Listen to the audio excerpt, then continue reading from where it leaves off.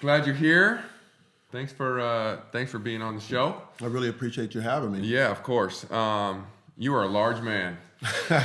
Look who's talking. I know, and I've been thinking about this since last time we got together. You said, you don't feel small very often, and you said I made you feel small. That's true. And I went away thinking, no, he made me feel small, man. I tell that story all the time Yeah, too. Like yeah. I feel uncomfortable looking up to other men because I'm not used to it. Yeah. But it was pretty nice. Yeah, I have you with height, but you got me with all this, Right, all the right. muscle. So, well, let's talk baseball. Mm-hmm. Actually, let's talk Glenn first. Take us back, kind of before the broken bats and the stolen bases. Who was your greatest influence growing up? Well, this was an easy one for me. My parents. I was thinking about this driving over. A lot of people don't know I was raised as the 11th of 12 kids. And we didn't have a lot growing up. We were, I would say we were very poor, but we never felt that way. We never felt that way. I mean, my parents, they were so amazing that they just, we didn't have a lot, but we didn't do without. Does that make sense? Yeah. We never felt poor, and and I think that's one of the reasons why I think every single one of my brothers and sisters, we've all have done something really good with our lives, and we just have made a good impact. But my parents, they raised us in a Christian home. My dad was a hard worker. He was a laborer and took odd jobs whenever he could, and my mom was a stay-at-home mom, but they ruled with the iron fist. With I call it the Bible. They ruled that iron fist, and we weren't allowed to go to parties or anything like that. We were their education was extremely important, I don't ever remember going to spend the night at anyone else's house, but my friends were always over at our house. Yeah. And so it was just a great upbringing. We were always happy and joking around, and even when we get together today, it's it's just really loud, fun, joyous homes. Laughter all the time. And both of my parents were strong believers, and they instilled that in all of us. And so they were definitely, without a doubt, my greatest influence growing up. Yeah. Wow, what a testament to your parents. I think we look around culture and it's like, man, I don't have, my kids are lacking. Yeah. And getting in front of them, trying to give them everything. Where I don't think it's not always about what we have. That's right. And I think you hit on that word joy. Yeah. Having that joy in the house and it's hard to explain how we didn't have a lot, but we felt like we didn't need a lot. It's really. That was probably one of the masterpieces of my parents raising us, because it's just, and then today I don't feel like I need a lot, and I think that as a product of my upbringing, I think, I really feel like, I always say this, my parents were not perfect parents, but they were perfect for me, and that's a great way to put it. How old do you think you were when you realized that? Because obviously looking back now, you're a father, you can kind of understand that. But how old do you think you were when you kind of that thought dawned on you? I've always felt, I think I felt that from a pretty young age. I grew up, all I had to do was look around because, I think we moved about every 2 years growing up. We were in a different house, and I went to 3 or 4 different elementary schools, 2 different middle schools, another 2 different high schools. We were just always moving. All I had to do was just look around at my friends, and they're, single mom here. A lot of my friends that I grew up with were either passed away or in prison, that didn't happen to any of us. And I just have felt from a very young age that I felt pretty lucky to be where I was. Yeah, that's cool. That's cool. So it sounds like grew up in a Jesus loving home. Without So a doubt. was church a regular thing? Oh yeah, for sure. It was 2 or 3 times a week. Yeah. Oh yeah. So when did you find that relationship with God? I know growing up in a home, I have a similar story, but I kind of walked away. Yeah. When did Glenn Braggs when did you feel like, hey, this is my faith, I'm going to own this? Probably not until I was older. Like I always called myself a Christian, but it wasn't until I understood what the relationship with Christ really was. Because I think I grew up in a Christian home, but I don't think I was ever really taught what it meant to have a relationship, personal relationship with Christ. And I didn't get that until I think I was much older. Because as you said, I didn't walk away, but I wasn't attending church and I wasn't reading my Bible and I wasn't doing those things while I was in college or while I was in minor leagues. And even when I think I got to the Brewers, I wasn't really doing a lot of it. I would, come home and visit my parents and go to church, but I wasn't doing those things. And then when I got to Cincinnati, they were holding chapels every weekend, and so I started attending the chapels, and and then I got more involved with starting to read my Bible again. And then it was right around that time that I met Cindy, and Cindy had just started attending Hillcrest, with where Dudley was preaching over there, and we together at that time started getting closer to Jesus.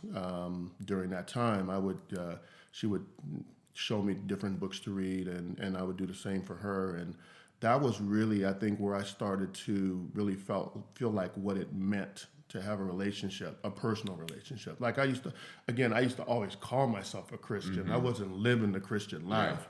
But during that time was probably right around 1990, 1991, where I think things changed for me, and I really started to try to live and walk the way a Christian man should. That's good. Yeah, I think a lot of people grow up in the church and they're going to say they believe in God, Right. But I think the challenging thing, especially for young people in sports, we get so bombarded with so many different things, and even the devil believes in Jesus. Right. So Right. walking and owning that and Right. really finding, I think you just hit on it briefly, but being connected somewhere, Right.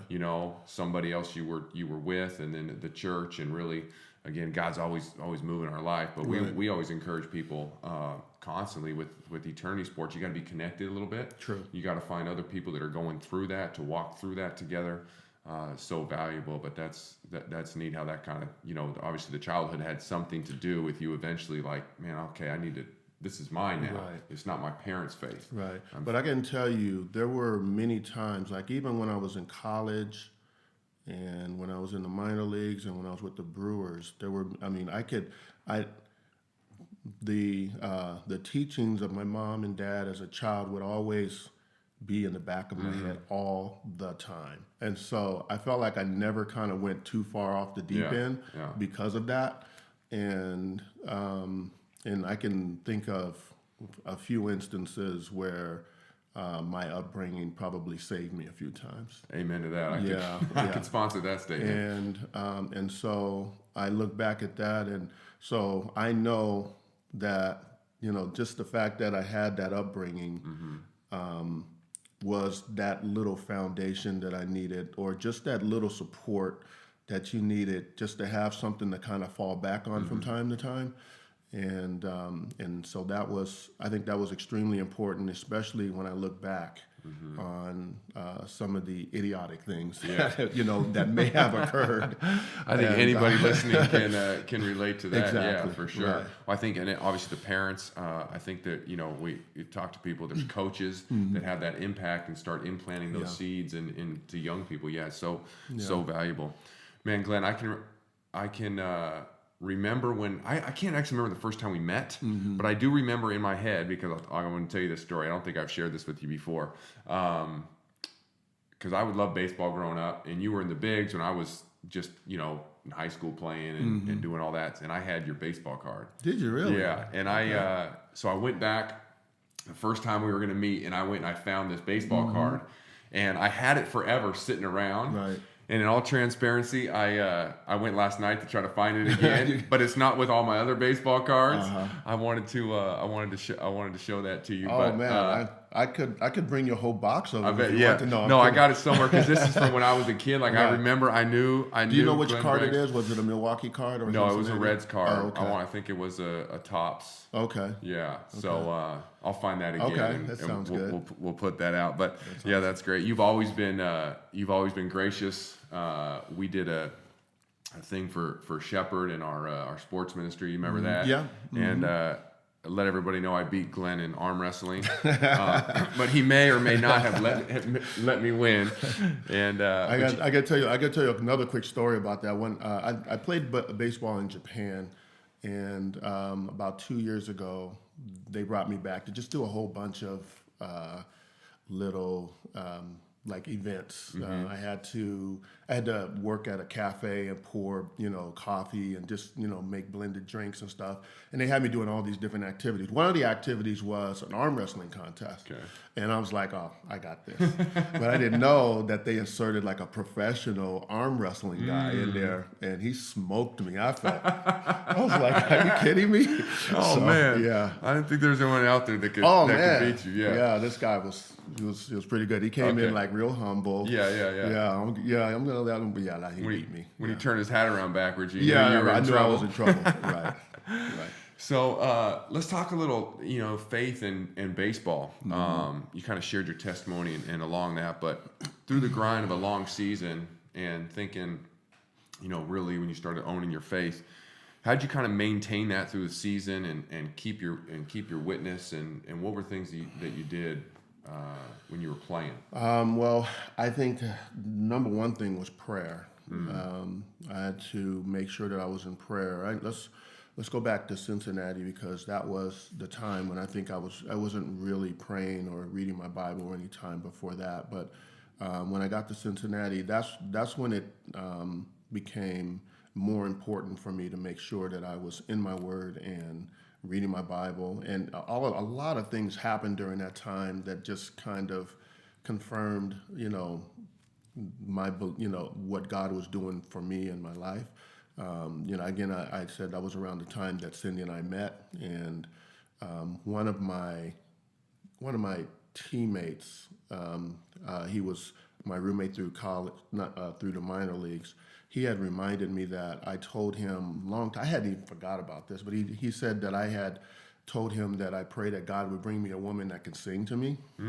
And Did he ever? yes. Did he ever? And so there was some confirmations, a lot of confirmations coming on, but I think it was around 1991 where I think I was having some struggles playing. Like I was really in a slump hitting, and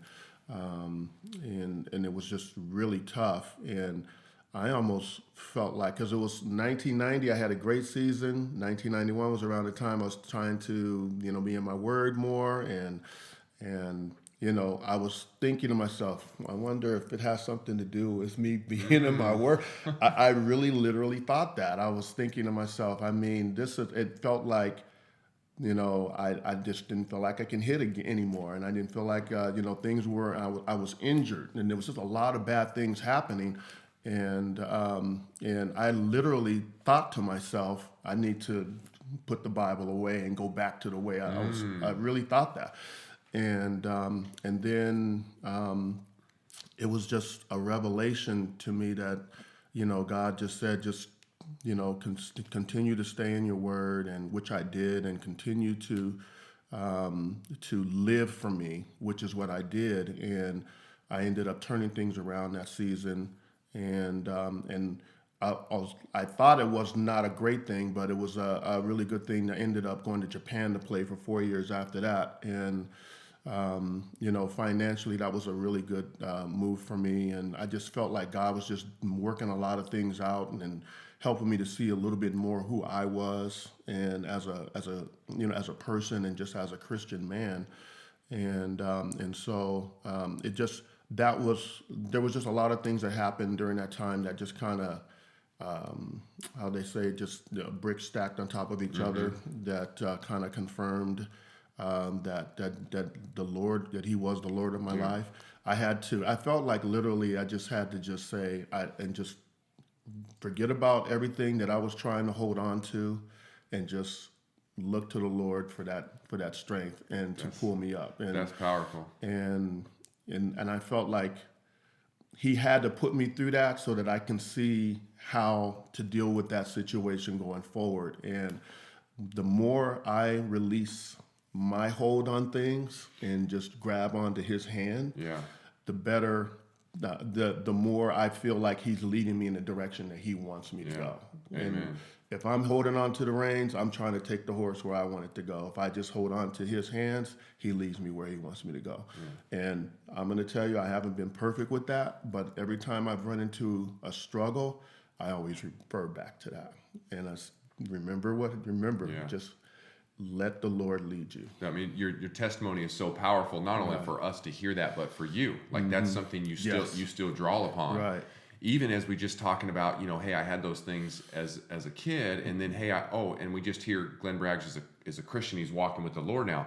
No, there were some trials in there. Like we can glance over that, and I think people want to just, okay, I'm gonna love Jesus and everything's gonna be great. Right. And that's not always the case. Right. And even in the moment, you probably, hey, I gotta start reading my Bible. I'm in a slump, whatever, Right. But that slump could be something for anybody in their life. That's right. And to stay through that and to stay consistent. Right. Not only did that help you, kind of that foundation of your faith, because I'm just thinking I have a similar thing where I really had to go through some stuff.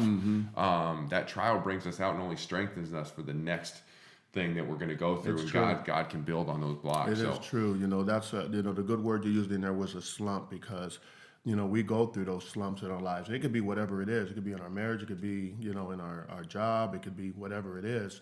And that one season, kind of, I always am able to refer back to that, because the slumps don't end, but it's a matter of what God wants for you. And so I've been able to use that as a catalyst to kind of keep me going, even when things don't look like look good like the way I want them to look. I have to have faith that, okay, God, this is what's going to be. Takes faith. Yeah. So I like this question, and it just kind of dawned on me, because you found really started walking in the middle of your career.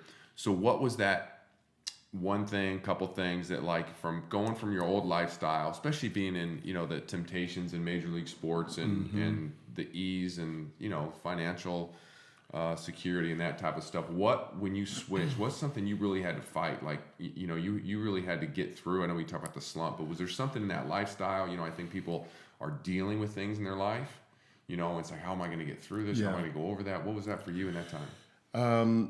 I kind of use this analogy a little bit when I'm training people and they're having struggles with their diet. And a lot of times people have struggles with their diet because the way they eat is cultural, and the way who they feel they are, and they feel like if they change their diet, they're really going to really changing who they are culturally, the way they were raised.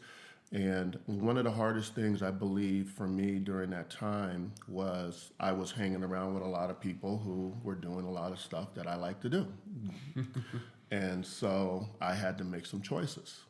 Am I going to continue to hang out with those guys and those girls and continue to do those things, or am I going to do what the Lord wants me to do? And I had to make those choices. So the hardest part was finding new people to surround myself with. I had to literally, and it wasn't difficult, because there's, like, in the field of business that I am right now, in personal training, I can't tell you how many of my clients are believers that I would have never thought were believers. And so believers are everywhere. So from the equipment people at the stadium, to the people that work there, to the people that I would see that worked at the grocery stores and stuff like that. I started surrounding myself with people that were Christians. I started attending the church, and so it was something I thought was going to be a really hard thing for me to do, and in one way it was, but those guys that I was hanging out with and those girls that I was hanging out with, they were constantly nagging me, because oh, Glenn's changed. He's not the same guy anymore. He's got Jesus now.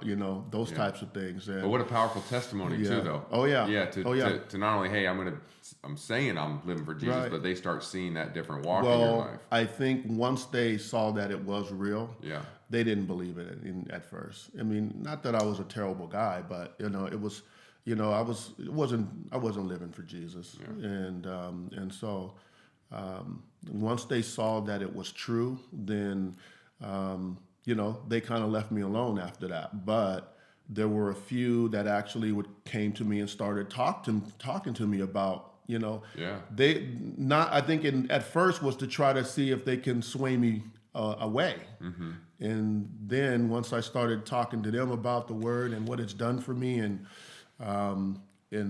I already knew the Bible. I mean, I could quote scripture, this and that, and so, but it had more meaning for me. It's not testimony. It's not Right. me getting to see you and watch you. Yeah. It had more meaning. knowledge. Yeah, it had more meaning for me, and they could see that. And not that I was able to convert any of them, but they had to acknowledge that this was real. Yeah. Seeing that, I love to share this story. When I was playing overseas, especially the most places I went, I didn't speak the language. So it would be about a month, 6 weeks into wherever I went. This was a common question I got. And it was, I can remember the first time we were sitting around this big table. We had the whole team, coaches, administration, wives. I mean, there must have been probably 20, 25 people sitting around this table. We're having like this barbecue, and it's like they all just turned their heads to me. And the guy that spoke, there's like 2.5 guys that spoke English, turned and asked me this question: why don't you go out and to the bars? Why don't you drink? Why aren't you trying to sleep around?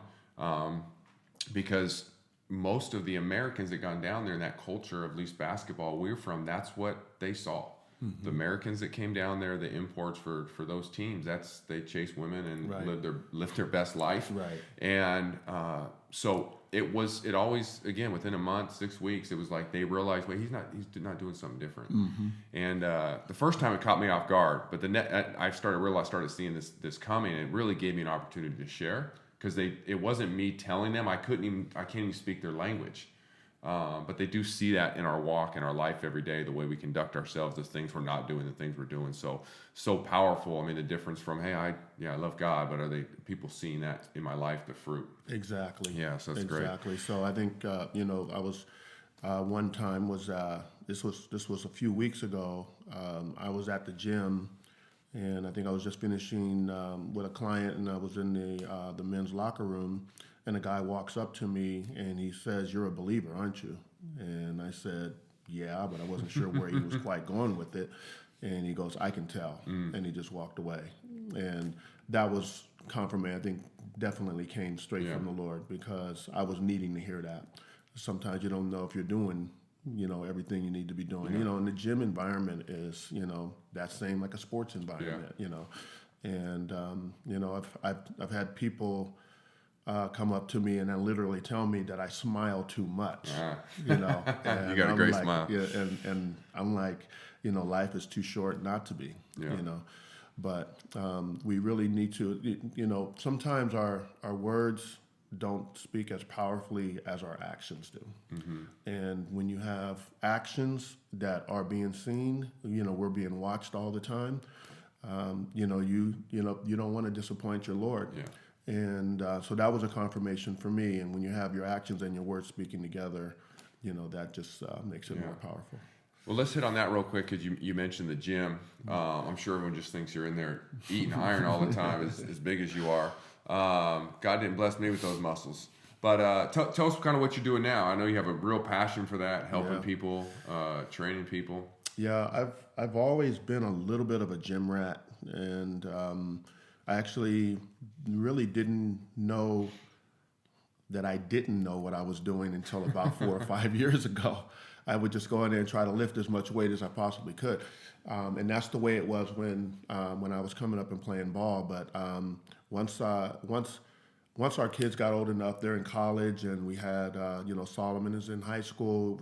I just told Cindy travels all the time. My wife, Cindy, travels all the time. So we always wanted to have one of us be at home while the other one was away. And so I just didn't really do a lot outside, for a lot of those years. But now that our kids are a little bit older, I decided, I wanted to pursue something that I really love, which is the health and fitness industry. So I went and got certified, and so now I'm doing personal training at Gold's Gym, and it's been one of the most amazing things that I think I have ever done. I used to actually think my passion was baseball, but I found that now my passion is, it's just health and fitness, because and it's not just about weightlifting. It's about it's about stability, it's about endurance, it's about strength, it's about power, and it's about inside your health, what you're putting in your body. And so I didn't, as I said, I didn't know what I was doing until I started reading these materials and started figuring out how amazing the body is amazing. God created this amazing thing that can heal itself, that can adapt to different environments. And that's one of the things that I use in my training. I use adaptive training. So for whatever your goal is, if you're trying to build strength, if you're trying to build power, speed, quickness, and agility, all of those things can be acute variables for all of those things. You shared this with me before we started. I think this is a great point, because I think we're talking about it as a trainer. It's a personal business. You got to be good with people. Right. But I think what you hit on was the connection, and I think that's important, because we have a ministry where we're at. Like, I think people think, I got to go to Bible college, or I got to have a ministry and a platform. And I mean, you've really kind of exemplified that playing for eternity is where you're at. Right. And it's not in baseball anymore. Right. It's in the gym every day with those people that are around you. Yeah. I think it's a powerful, one, to recognize it, and the two, to be conscious of it. Yeah. And I've had people come up to me and ask me what, about my faith, and, what church should I go to? And I've had numerous of them have come to visit Shepherd just because of, I've recommended it, and some have actually become members. So that's great. Yeah, it's been pretty awesome. Yeah, your witness is so powerful. Yeah. Very cool.